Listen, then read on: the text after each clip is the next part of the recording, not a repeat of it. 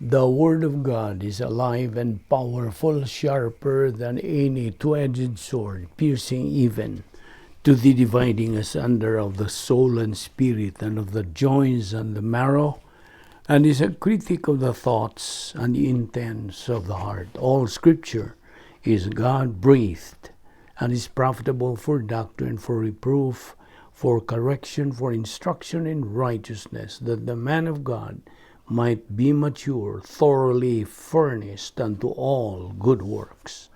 Study to show thyself approved unto God, a workman that needeth not to be ashamed, rightly dividing the word of truth. The Bible says, "For God so loved the world that he gave his only begotten Son, that whosoever believeth in him shall not perish, but have eternal life." For God did not send his Son into the world to condemn the world, but that the world through him might be saved. He who believes in him is not condemned, but he who does not believe is condemned already, because he has not believed in the name of the only begotten Son of God. But as many as received him, he gave the right to become children of God, to those who believe in his name. We have been saved by grace through faith, that not of yourselves, it's a gift of God, not of works, lest anyone should boast.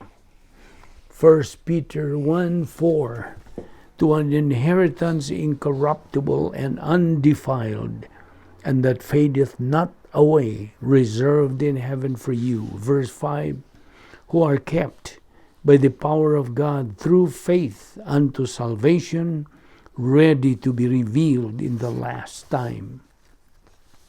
Joshua 1:9, have I not commanded you? Be strong and courageous. Do not be afraid. Do not be discouraged, for the Lord your God will be with you wherever you go. John 8:12, I am the light of the world. Whoever follows me will never walk in darkness, but have the light of life. Mark 16:15, he said to them, go into all the world and preach the gospel to all creation. Before we start our Bible study ni adlaw, gikinahanglan ang atong pagsunod sa atong naandan nga tulumanon nga mao ang atong SOP. We have to name, acknowledge, admit, cite, enumerate, and confess our sins. Ang tanan na mga salang nabuhat nato ng adlaw, kung dili nato kini isugid kini maong mga sala, kini mahimo lamang babag sa atong pagabuhatong pagtuon sa pulong sa Dios busa. 1 John 1:9 nagatugon kanato, if we confess our sins, God is faithful and just to forgive us our sins and to cleanse us from all unrighteousness. Alang kanimo unbeliever, nga dili ka paluwas, wala ka pa paglaom sa kaluwasan, ikaw gidasig, giawhag, giagda ka sa pulong sa Dios. Tumuo ka kang Ginoong Hesus, ug ikaw maluwas. Acts 16:31 busa magampo ta karon sa hilom.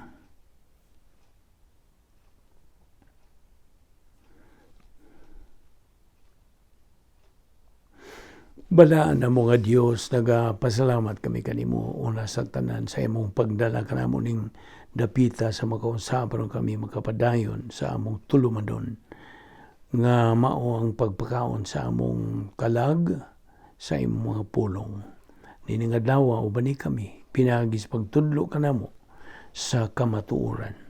Pinagi sa balaang Espiritu Santo nga mao lamang ang bugtong magtutudlo sa kamatuoran. Kining tanan among gipasalamatan sa ngalan ni Ginoong Hesukristo. Amen. Well, may adlaw sa tanan natong mga suki, mga subscribers, mga igsuon diyan ni Kristo. Welcome na usab. Ini atong tulumanon na daw nga maong pagpakaon sa atong tagsa kakalag. Niya pa kita sa atong tunanan, kagyuluhan og the real keys to a successful life, the Bible way. Okay, ang matuod gyud nga mga yawi ngadto sa usa ka malampuson nga kinabuhi sumala sa gilati diha sa pulong sa Dios. Una sa tanan, kitang mga magtotoo are expected by God, ingon nga mga anak niya, to be winners. Winners in life. So, mao kini ang atong ginatuman na daw aron sa ingon niya na makabot nato kanang maungang nga kita mahimong nga mananaog nga mga magtotoo. Busa ang atong kinabuhi dili lamang kay gipasikad ang tanan natong mga kalihukan sa pulong sa Dios, kundi of course Royal Family Honor Code, pulong man sa Dios ang iyang doktrina. O nasayo na kita nga kini mao na atong sumanan, lagda nga atong gamiton sa sukod sa atong espirituanong kinabuhi. So it is the Royal Honor Code. Now, gawas pa niini ni Royal Honor Code nga sumbalan, kinahanglan nga kita magatukod sa atong edification complex of the soul, ang atong dakbalay sa atong kalag.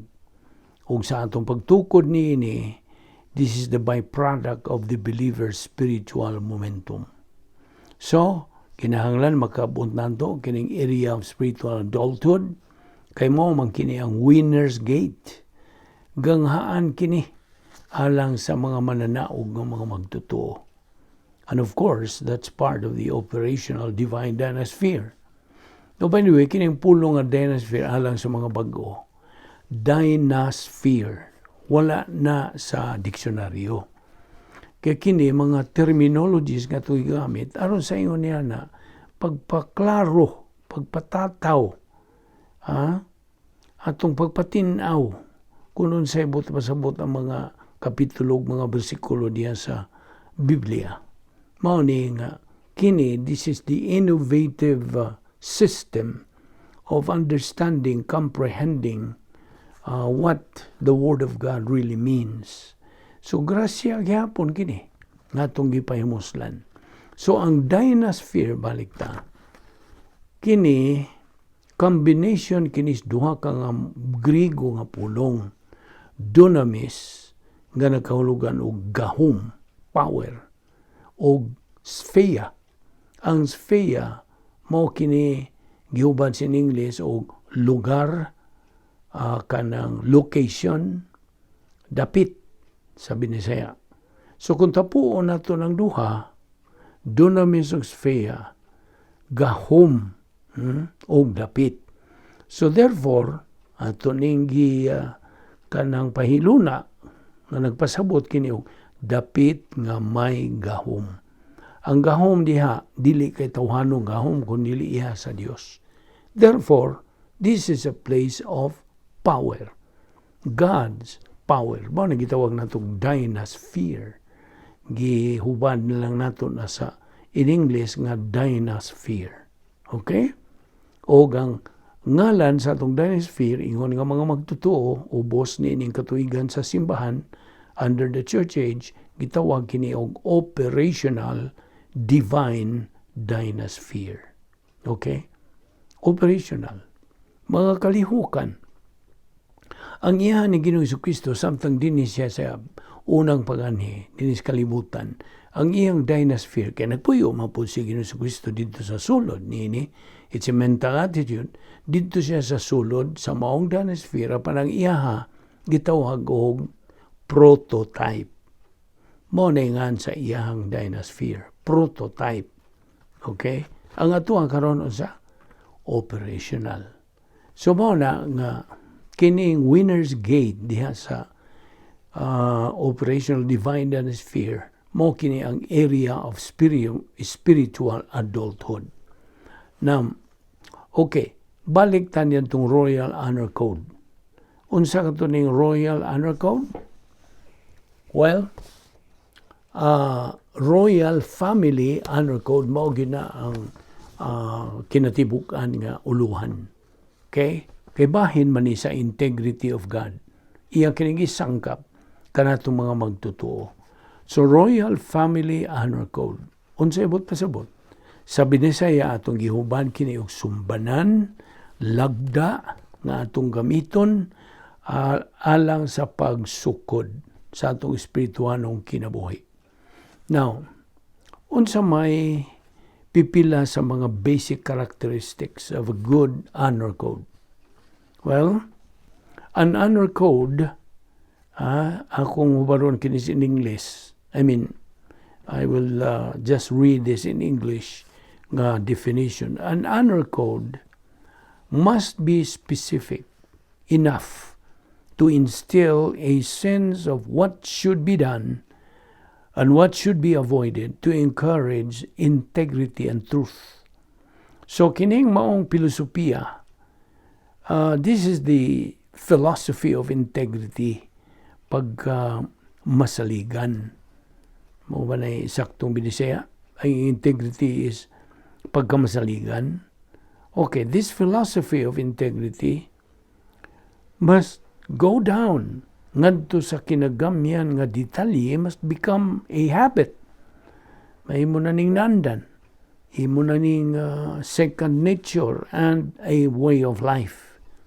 Now, ang relasyon tali sa Royal Family Honor Code o Kristohanon nga pagdasig, kini tataw kining nagpatinaw that the code is realistic, nga tinuod yun, and does not make any false assumptions about the human race. So, kini nga itong honor code nga subay does not require that we set aside our own interest. Okay? Now, Royal Family, unsa ba ito'y mga inunta the points regarding Royal Family Honor Code?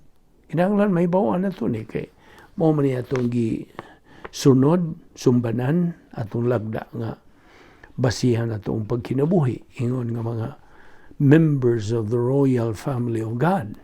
Okay, ang una gyud nini, meaning one of the characteristics, we have to respect the privacy of a royal priesthood. Muna una. Ikaduha, love all people with impersonal love. Okay? Unsa laingan sa impersonal love? Ang laingan nini is free from any personal sins, like mental, like lingual, or overt sins. You are free. So muna, love all people with impersonal love. Ikatulo, recognize that all believers have a common objective. Ilhag yun nga, ang tanang mga magtutuo doon ay common nga tumong sa Kristohanong kinabuhi. Number 4, build integrity. Pagtukod o kanang pagkamasaligan. Build integrity, but do not distort morality. Ayaw glubuga kining moralidad. Number 5, never assume that production is a means of divine blessing. Number 6, depend totally on the integrity of God. You see? Anara yun, mag-agad lang yun ta sa pagkamasaligan sa Diyos. Ikapito, remember that the honor code is for all believers. Okay? Kining honor code nga itong gisgutan atong gisunod o giagad ang atong kinabuhi, gibase na atong kinabuhi niya na nga kini alang sa tanan nga mga magtutuo. Number 8, now, more is demanded of the strong than the weak. Okay? To whom much is given, much is expected. Mo ka na ang prinsipyo nga nagpaluyo niya na. Number 9, orient to authority. Ikaw may luna, sibo, pahiuyon sa autoridad. Ug ang ika na po, reciprocate for the privilege of hearing doctrine taught. Reciprocate. Imong, unsa ba reciprocate sa Binisaya? Imong balusan, ingnon na lang nato. Imong balusan, kanang pribilehiyo sa imong pagdungog sa pulong sa Dios nga gitudlo. Okay? So mao kini ang napo ka mga characteristics sa Royal Family Honor Code. Now, ingon nga mga magtutuo, sa pagkabot kinato niya ng ang nga mao ang atong common objective, which is spiritual maturity. Mao ka na ang nga diin ato ng maangkon ang katakos sa pagkinabuhi. We now have the capacity for life, be it in prosperity or adversity, na ay kaya na to sa atubang kanang kinabuhi. You see? So in other words, that's tantamount to having contentment in life. You are content with the things that you have actually currently have. So, nahimo ka ng winner believer. So pagtungtong yun mo niya ng maungangang, you become a winner believer. And you anticipate, or you can anticipate blessings. Pabuta lang yun. Because blessings will hunt you down, will run after you. Kay na kay capacity. In fact, the blessings will run you down, run after you. Kaya nga no, tungod kay the winner believer has the capacity to receive those blessings. Only winner believers ang makasinati nini. Dili katong mga pildiro nga mga magtotoo. You see? Kaya bini mo ang Diyos, mao lamang ang matuod nga tinubdan sa kanang dawat o mga promosyon. In fact, ang Diyos is in the business of promotion. Ako naman ang isulti nimo, no? Ako lang yapon tong Yusuf.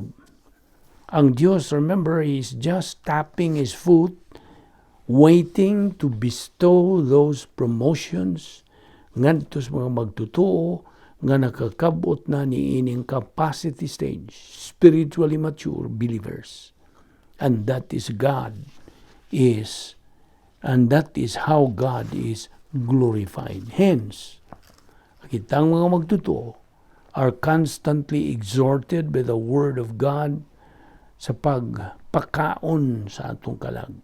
To take in doctrine, hangtod nga makabot gyud sa maong magtutuo ang atong common goal, objective sa mga magtutuo nga maong spiritualong paghahamtong. Meaning, advance in a spiritual life. Thus, become an invisible hero and a pivot of his community and country. And gawas pa niya na, sa ako nang ginaingon nimo nga, imo nang makabot ka ng inner happiness nga giandam sa Dios sa tanang mga magtutuo. Tanan. John 15:11 sa He commands believers to possess ni ining maong kalipay nga sulod nun. Ingno na to, inner happiness God. Di sulod nun. Unsa man ito pagkabot nini? Unas tanan. Nga ikaw ug ako nga magtutuo adto magapuyo dito sa sulod sa operational divine dynasty. Di ba niya? Kini is a mental attitude. Kaya ang Christian way of life is a system of thinking. So, tuwata, musod diha sa operational divine dynasty, study, learn, believe, and apply Bible doctrine. Diha sa sulod. Okay?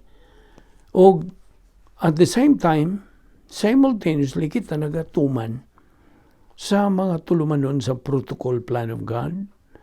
At the same time, kita nagakinabuhi sa matang sa kinabuhi ang gitawag og eusebia, godliness, pagkabalaan.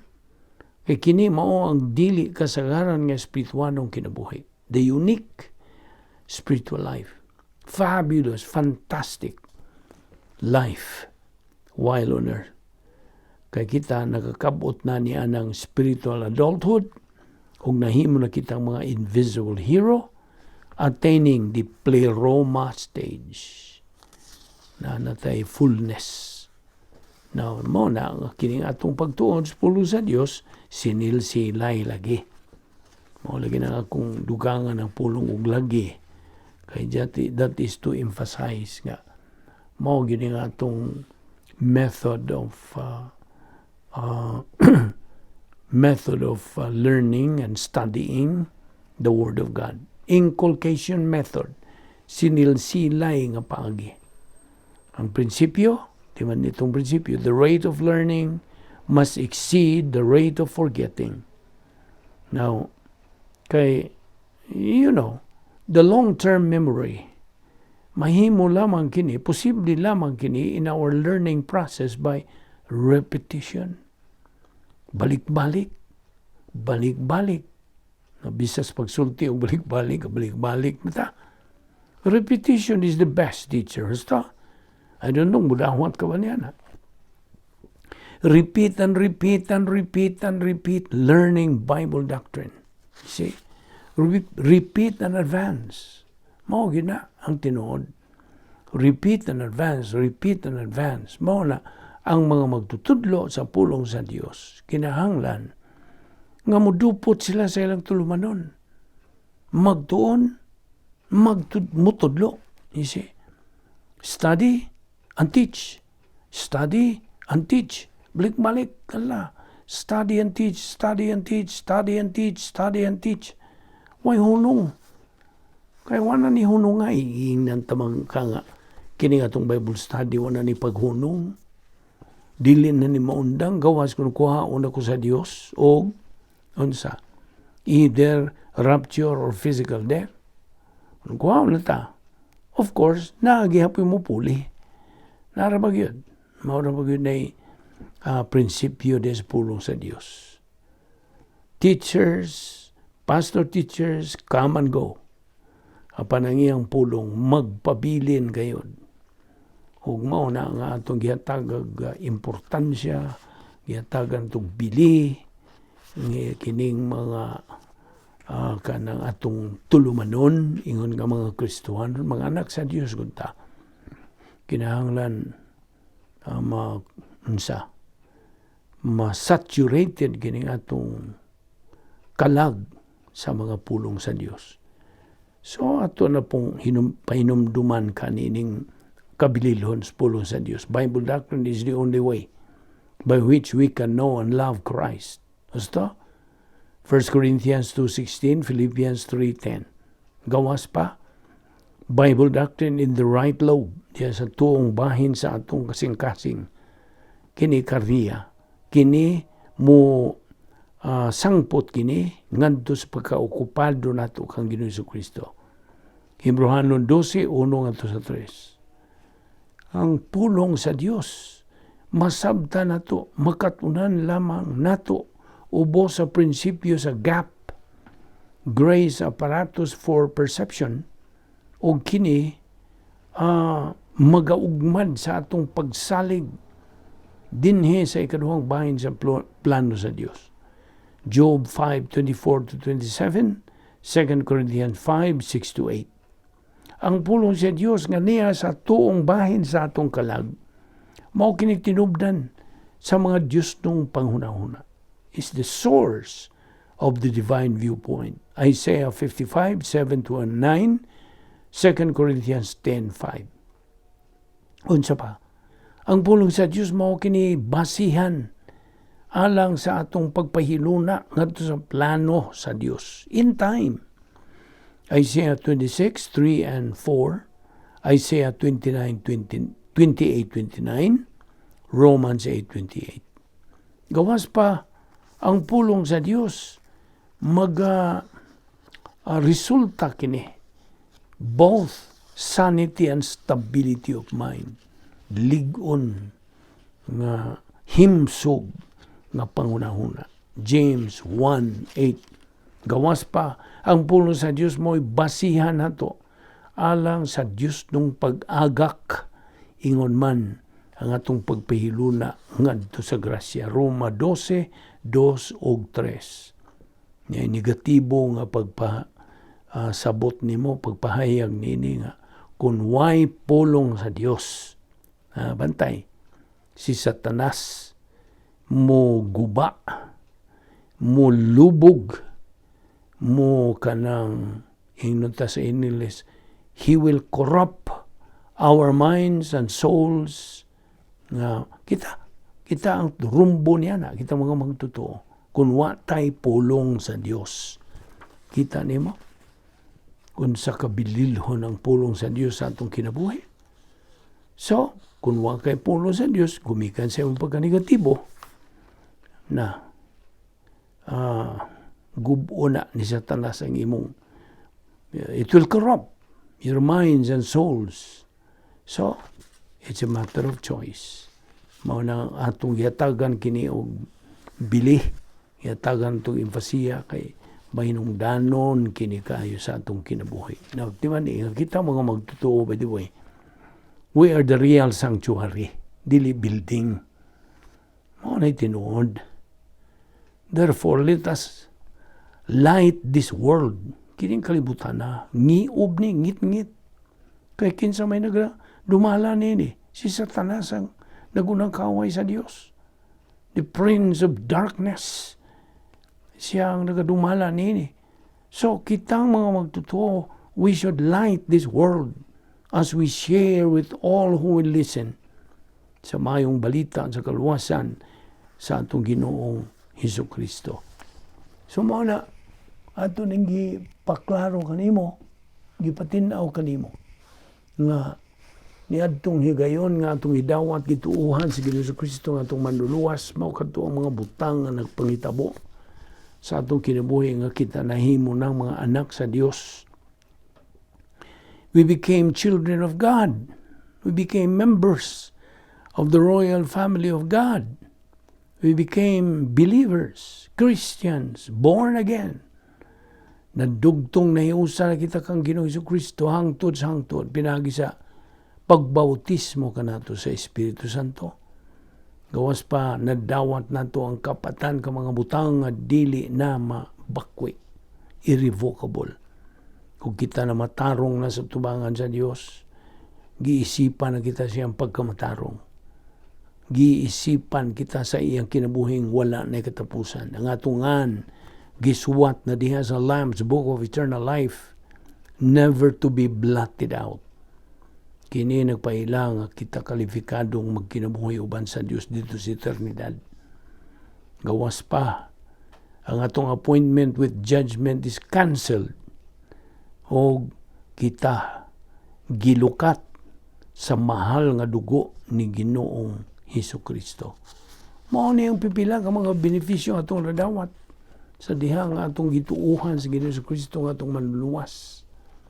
Mao na nga kitang mga magtotoo, gimanduan, gipasidanan, gipahimangnuan, gitugon, gimanduan, kay kini mao may tuyo sa Dios, plano sa Dios nga kita mahimong mga mananaog nga mga magtotoo. Do you want to be a winner believer or not? It's a matter of choice. Naran na nimo. Mupahimulos ka mas mga gisangkap sa Dios nga mga kaayuhan nga atong mga magamit sa atong kinabuhing Kristohano na magkabot yun nato kining pagka-winner believers. Kaya mga winner believers, God, nagapuyo lagi diha sa operational divine sphere with its 8 gates na sila pulong sa Dios diha sa ilang kalag. Gipuno gyud kanang gilukop hinunta saturated with the Word of God. Kung kini sila nakapasar na sila sa 8 ka momentum tests. Kung kani sila spiritually mature na, kaya nagatuman naman sila sa protocol nga plano sa Dios ug ilan ang gihimaya ang Dios. They now have historical impact. Sila na himong nikao, overcomers, agathos, winners. Mapan kung ikaw magpadayon, mo insister sa imong pagka-negatibo, way gana, way gugma, way kainit, way pagpanumaling, way paggahin og higayon sa pagtuon sa pulong sa Dios, pagpakaon sa imong kalagden. you become a loser believer. Wala tayo mahimo niya na. Maumagin niya ang resulta. Kaya sila to ang magpuyo lamang sa CD. CDs, di kay CD, CDs. CD1 arrogance, CD2 hatred. Kini di interlock. Mao ni mga dapit nga may gahom ni Satanas. They are called servants of Satan. Gikontrolar sila sa ilang kinaiyang makasasala. Nag-function, nag-motivated gini sila sa kadautan, all of them. Iba'y evil.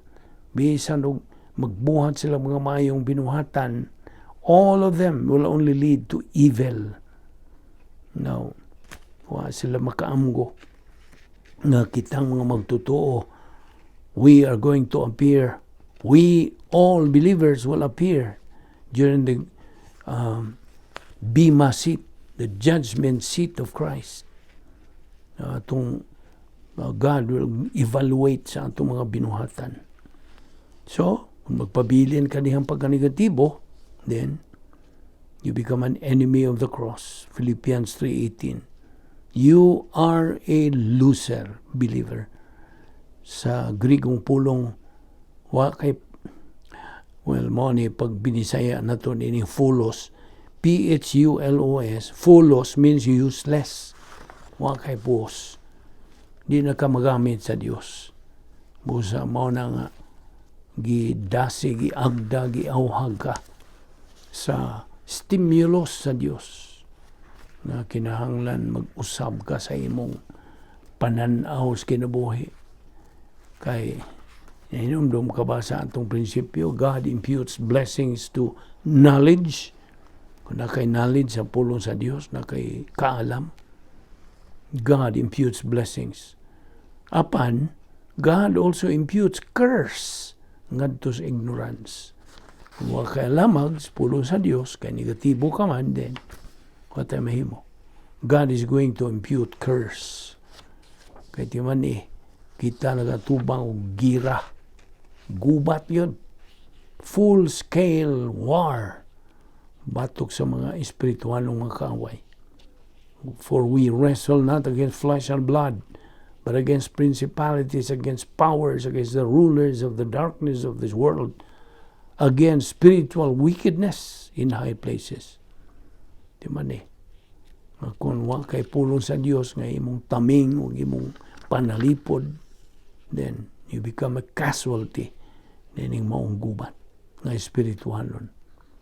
Kay giandaman kita sa Diyos sa iyang mga kasangkapan nga anong kita magmadinaugon. Di man nina. Wherefore take unto you the whole armor of God, that ye may be able to withstand in the evil day, and having done all, to stand. Di man nga wag kita biya sa Diyos. We believers are never left defenseless. Ang grasya sa Diyos nagasangkap kanatog overwhelming advantage in the form of protective spiritual armor. Naman itong Ephesians 6, kapitulo no versikulo 13. Wherefore, take unto you the whole armor of God, and take the helmet of salvation and the sword of the Spirit, which is the Word of God. Well, mauna nga ato nigi pahinumdum kanimo kay may nungdanon pag-ayo kini sa atong kinabuhing Kristohano. Now, padayon ka sa atong gibiyaan may tungod nining atong uluhan nga the real keys to successful life, the Bible way. Di man nga kitang mga magtotoo sa diha nga we are out of line ang buot pasabot nga tuan ta sa dapit nga may gahom ni Satanas kay negatibo man kita o man tay pagpakaon sa atong kalag sa pulong sa Dios. Now kita latuson inunta God is going to punish us kaya anak man ta niya. Now we are not punished because of our sins, kundili because we have grieved atong gisakit ang Espiritu Santo tungod sa atong pagbuhat ng mga sala. Ang ingon nga mga magtotoo, we should be aware that we have responsibilities diha sa atong Kristohanong paagis pagkinabuhi. Kaya diha, believers are addressed by Galatians 5:19-21. Apan ang Dios nagaandam sa gitawag natong escrow blessings alang sa mga magtutuo.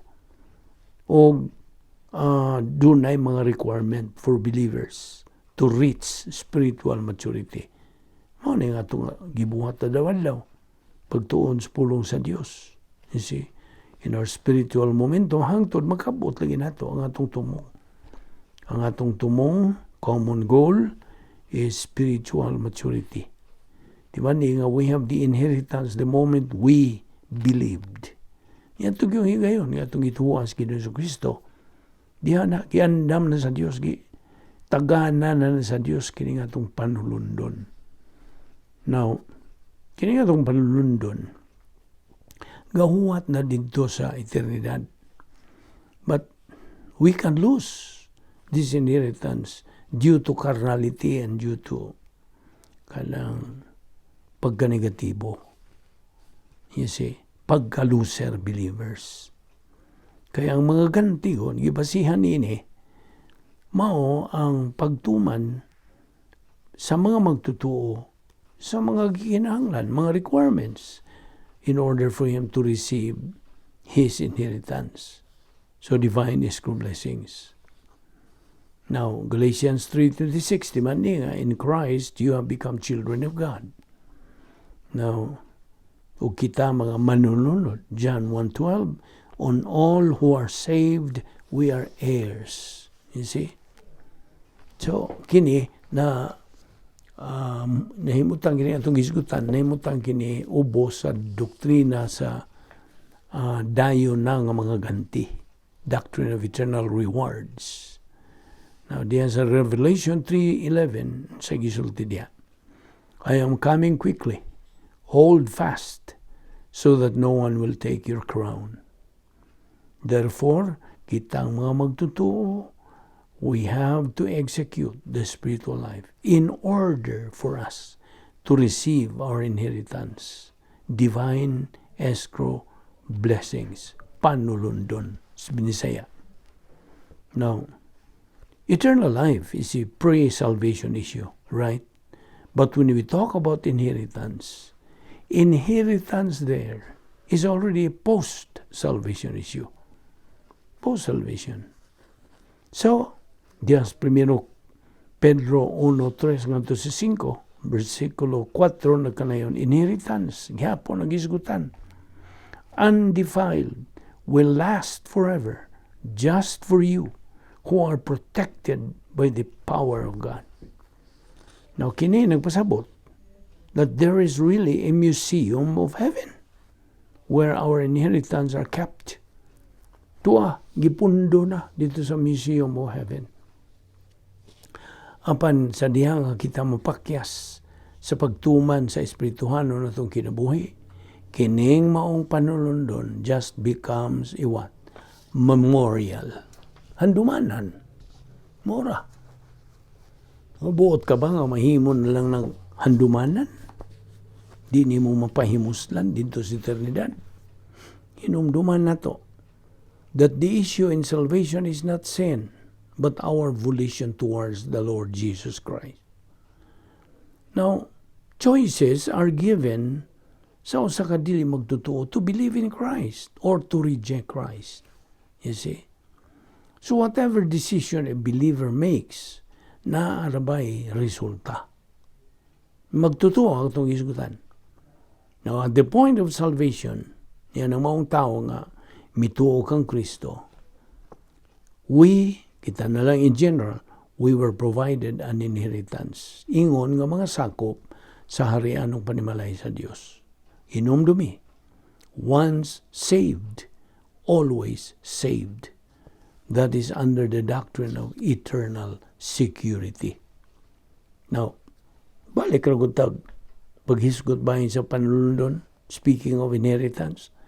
A believer who fails to execute this Christian way of life and in perpetual carnality siya, kini siya, will definitely lose that inheritance. So, atay mo, mawagtang ra gyud, mahanaw ra gyud. Because all of us will face the Lord Jesus Christ, whether we like it or not. Kaya ang standard sa Diyos in terms of salvation must be met. Aron sa ingon niya na kita muatubang kang Ginoong Kristo dito sa judgment seat of Christ with flying colors sa atong pagtuman sa plano sa Diyos sa atong kinabuhi. Kaya dito sa judgment seat of Christ, no dili gid yung judgment, dili na kay paghukom, kundi pagtasal, evaluation sa atong mga binuhatan, whether human good or divine good. Now dito sa judgment seat of Christ, all our works will be evaluated sa kunang ginayon. So, they may be divine or human good. Ug human good, kanigitan di man ni sa kahoy, kugon ug dagami. Nga imong duslitan ka kayo, sila og maog daw. So, unsa may gantihan? Wala. Apan kun kini divine good, then kinigitandi sa pilak, bulawan, ug bililhon ug mahalong mga bato. Kung imo nang santikan dihag pusporo, di na masunog. It's non-combustible. So, mura negatihan. You see? Apan, at the point of salvation, balik ta. Pila man ka mga butang nga gisangkap sa Dios kanato nga mga magtotoo. 40 things, mga irrevocable. Ang panangon sa revocable. Now, eternal life, dili na ni mabakwi. This is irrevocable. Apan, mawagtang ang atong eternal inheritance kaya pakyas minta to meet the requirements to receive it. So, samtang kitang mga magtuto are still in phase 2, yung kaduhang bahin sa plano sa Diyos, managi tambagan ta, gipasidan-an ta, gipahimangnuan ta sa pulong sa Diyos. Make use of my divine assets and reach spiritual maturity. Mao gina ang tugon sa Dios. Inumdong kang Pablo, I have fought the good fight. I have kept the faith. Now, let's keep on keeping on. Hold on to what you already held so no one can grab your crown. Matod pa sa Revelation 3:11. Nanahdiyan si Piso 1:18, so naghisgot ka ng inheritance in the saints. Busa inumdumi. Kung mapakyas ka sa pagtuman sa requirements sa Christian way of life, the spiritual life, you will have your eternal inheritance, but you will not be able to touch it na. Dili na ka maka-hiccup niya na. It only becomes a memorial for lost equal privilege and opportunity. Oh, usik. Basta, usik gyud kayo. Karon ng panahon nga ato kining makabot gyud. Ibaw ka. Ang ginaling lamang ang pulong sa Dios nga nasa kalang sa magtotoo is the most fantastic thing in the whole universe. Diwan nina. O na makalupik. Second to none. Kaya binimo, dito sa langit, wala ba'y angay-angay, pantay-pantay, there is no equality. Namungutan na kang anuman. Tukon kay, nagkalahi malagit ang espiritualong pagtubo. We differ in our spiritual growth level due to our use of our volition. Basta? Walang minungdanon po nga itong kabubuton, eh. You see? Galatians 5:19 to 21. Arita sa versikulo 21. Those who do those things, now of course, ang previous verses, ang ipasabot niini, will not inherit the kingdom of God. Kinagisugutan din will not inherit the kingdom of God. It has eternal inheritance. Now, Unsay isyu sa kaluwasan? Eternal life. Unsay isyu sa kanang Kristohanon? Spiritual maturity. Namaw na. So 1 Peter 1:25 says, "Blessed be the God and Father of our Lord Jesus Christ, to obtain an inheritance which is imperishable, which is undefiled, and will not fade away." Now, mutan na ko nimo, kinsa may mga tao, kinsa man yung mga tao nga mahibilin human sa rapture. People who are left behind at the rapture. Kinsa? Believers or unbelievers? Unbelievers. Dili mga magtotoo. Kaya kitang mga magtotoo are already taken away from this earth. Sakmiton na ta. Sakgaon na ta. O balik ta niya itong irrevocables nga gihatag sa Diyos ka na itong mga magtotoo. Bahin nining 39 irrevocables. Maura ba ang inheritance in the eternal state? So, akong balikon, nga ang magtotoo may lose his eternal inheritance but never his eternal life. Dili. Dili yun. Mawagtang ang eternal life. Ang iyarang eternal inheritance. Our Lord Jesus Christ's inheritance, by the way, is the church. In His being the King of Kings and Lord of Lords.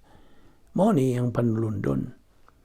The church is God the Father's inheritance ngadto kang Ginoo Kristo. Ayaw nagsay pa, ha?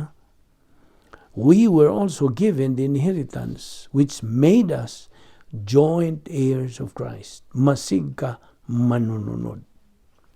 Doon na tayo equal privilege and equal opportunity sa pagdawat sa atong eternal inheritance. Philippians 3:11, "If by any means I may attain to the resurrection from the dead," kitang tanan will be resurrected. Kita, mga magtotoo. This goes that Paul, nasayod siya, naibaw siya niining resurrection, pagkabanhaw. Mabitaw to Pablo ni mingon siya, "How I wish to experience the rapture." Wala gid siya kaabot. You see? Kita nagapaabot anytime nga may tabo kining rapture. Apan undated, walay kanang tukmang higayon, walay panahon, it is under the doctrine of imminency. Siguradong may tabo. Panuwanta kay Bog kanus. Verse 11, attain, katantao, kini sa Greek word. Kung sabot pasabot sa katantao, arrive at a particular state. Noon sa may gisgutan din niya. Ibaw ka kung sa gisgutan din niya, kini maong bersikulo. Kini nagpakita that how we wish we can attain this experience. Actually, this means kanang sa Grigong pulong, kung maingon sila og ek, ek, ang buto sa buto niya na, from, out, okay, x, okay, x, unya, kanang sumpayan kanang anastasis, kini nagpasabot to come back to life or resurrection.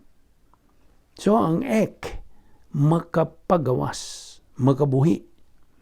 So, nagpasabot kining mga magtutuo lamang will be out of our old self. Meaning, mugawas ta ni atong kinaiya magasasala sa panahon sa pagkabanhaw. Wala. Biyaan na nato ning kinaiya magasasala. Will be out. Now, note this. Batay ni, kita mga magtutuo will be out of our old nature atol sa pagkabanhaw during our resurrection. Una sa tanan,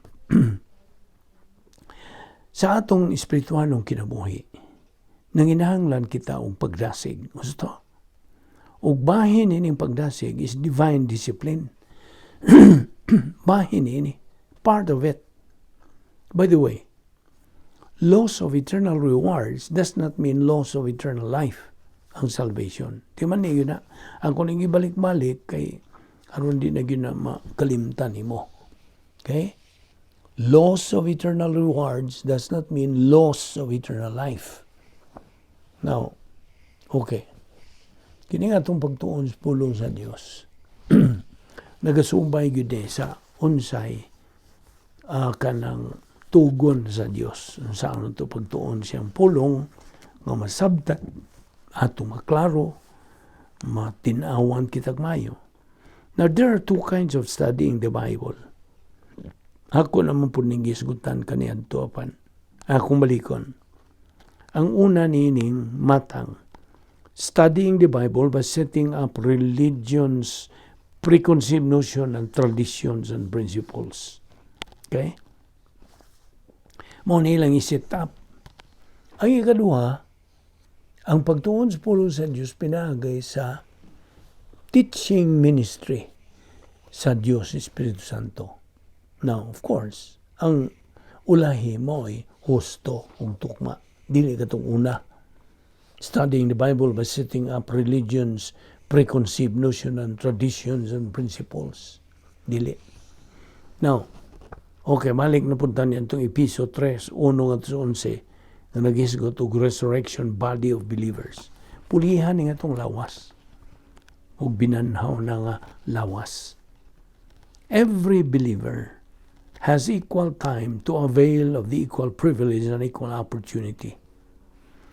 The eternal heritage or reward sa tanang mga mananaog nga mga magtotoo, ipang-apod-apod kini atol sa bima seat, the judgment seat of Christ. Human gyud sa pagsakaw, immediately after the rapture. This is going to be conducted kining bima seat o tasal sa atong mga binuhatan. Now, diha bitas 1 Corinto 3, 11-15, no man can lay a foundation. Si Ginoong Jesucristo, mao ang foundation, ang tukuranan kung bahin na sa kaluwasan. So, timan na ikatong atong gisgutan ni mo nga divine good o good, human good. Unso may human good? Anything and everything a believer does outside of the plan of God. Mao ni human good. Unso man po definition divine good? Divine good is anything and everything a believer does inside the protocol plan of God, inside the kanang operational divine sphere. Divine good is compared to gold, silver, precious stones. Human good is compared to wood, hay, stubble. Now, kini pagasulayan pinagkalayo. Di man nina. Kaya ang Biblia ba dunay daghan siya kini gamit kung bahin as kalayo. Din sa New Testament, it is more on judgment. Fire also refers to suffering. Now, sa diha nga ang binuhatan sa tao sa magtotoo, I mean, if any man's work can stand tungod kay divine good man, then he will receive his reward. Okay? Upon if any man's work will be burned, he will not receive his reward. Nga namang na-burn man, combustible man itong kahoy, kugon, ug dagami. But remember, God has prepared those blessings for all believers. Alang sa tanang mga magtotoo, giandam, gitagana na sa Diyos. Upon only winner believers can receive those blessings. The loser believers will not receive those blessings. You see? Gold, silver, precious stones means a believer had been executing the unique spiritual life, the Christian way of life. Kaya doon na may duha kang power options nga magamit sa magtotoo. Filling of the Holy Spirit and metabolization of Bible doctrine. Now, di man itong 3 spiritual skills, rebound, operation Z, and 10 problem-solving devices. Now, o kadtong self-justification, self-deception, self-absorption, mao kini ang atbang sa spiritual kanang spiritual skills. Okay?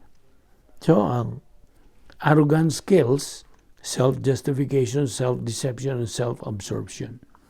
Now, there is no excuse for failure for every believer. Wala. So, we can either be winner believers or loser believers. Pili. Now, we have the power of rebound. We have all the divine assets provided by God. So, wa gyud tay ikapangulipas. We have no excuse not to be winners. Diba nga itong mga panulundon, our inheritance, gideposito in an escrow dito sa langit, waiting for us to fulfill all the requirements to receive our inheritance. Kung kita mapakyas, the inheritance only becomes a what? A memorial of loss of inheritance, of blessings. So, balik raguta, whatever suffering in life, whatever suffering we have in life, and we are carnal, then, unsaon ta sa Dios? Kastiguhon kita, disiplinahon ta.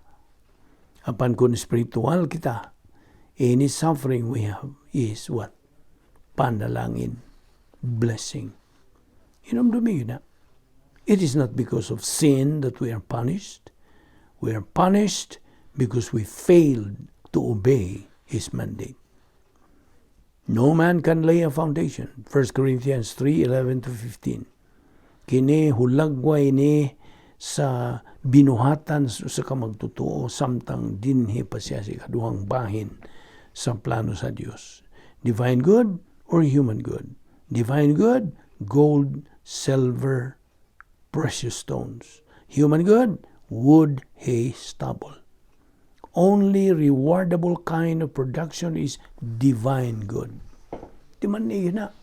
Moral yung gantihan. Ang divine good. We are the only one responsible for what we produce. You know what?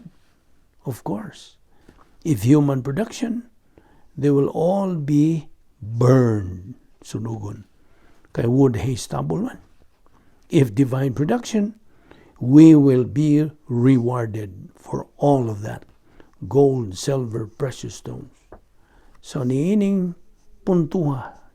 At this point in time, I mean, kung ikaw nag-antos, susihay mo kaugalingon. If you are making use of God's assets or neglecting them.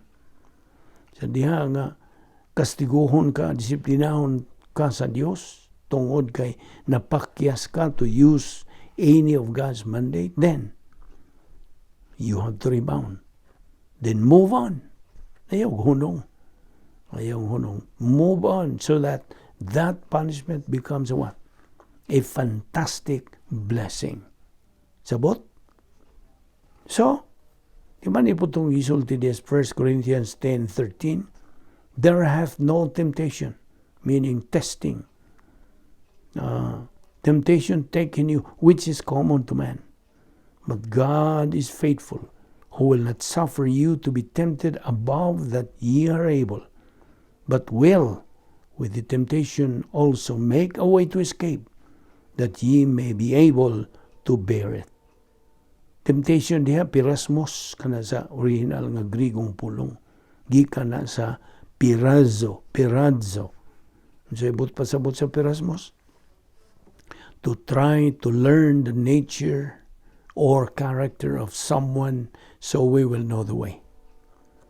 God promised us, misaad ang Diyos kanato, to give us testings for our own good, for our own advantage, if we wish to become winner believers. Magampo ta. Bala na mo nga Diyos, nagpasalamat kami kanimo niining higayon nga among gipahimuslan ng imong grasya. Grasya ang pagtuon sa imong mga pulong. Salamat sa imong pagkamatinumanon sa imong mga saad. Bali kami sa among pagbuwag-buwag ni nga laway di kay kami sa mga kabilinggan dada kami pagbalik ugma dinhi niining among pagtuon sa imong mga pulong. Salamat ni among Bible study through the YouTube sa Vic Balbido Evangelistic Ministry. Gamita kining ministry in a mighty way. Sumala sa imong kabuoton. Panalangini kining mga subscribers nga nagasunod ning among adlaw-adlaw nga pagtuon sa imong pulong. Hinaut nga madasig sila sa pagpadayon hangtod magkabot kayo nila ang pagkahamtong espirituanon sa paghimaya kanimo. Kining tanan among ipasalamatan sa ngalan ni Ginoong Hesukristo. Amen.